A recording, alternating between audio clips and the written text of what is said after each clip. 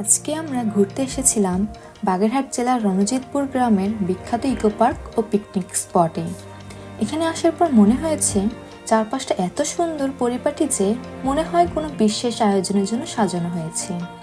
জায়গাটা এত সুন্দর আর মনোমুগ্ধকর যেন দেখলে মনে হয় প্রকৃতি আর মানুষের ছোঁয়া দারুণ এক মেলবন্ধন।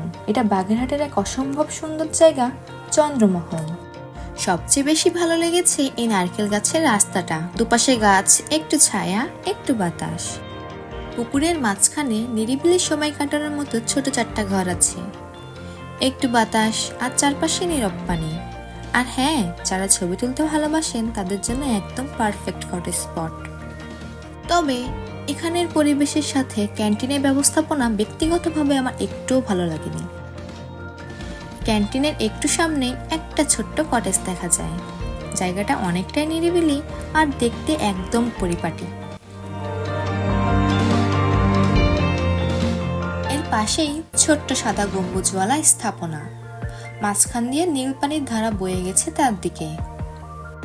শহরের কোলাহল থেকে একটু দূরে প্রকৃতির কোলে দাঁড়িয়ে থাকা এই শান্ত স্থানটি যেন মনে করিয়ে দেয় জীবনের নানা তাড়াহুড়ার মাঝেও নিজেকে সময় দেওয়ার ও একটু বিরতি নেওয়ার প্রয়োজন আছে। এখানে না এলেও চলে, কিন্তু একবার এলে মন চায় বারবার ফিরে আসতে। আজ এই পর্যন্তই। এস ক্রিয়েশনের সাথেই থাকুন। ধন্যবাদ।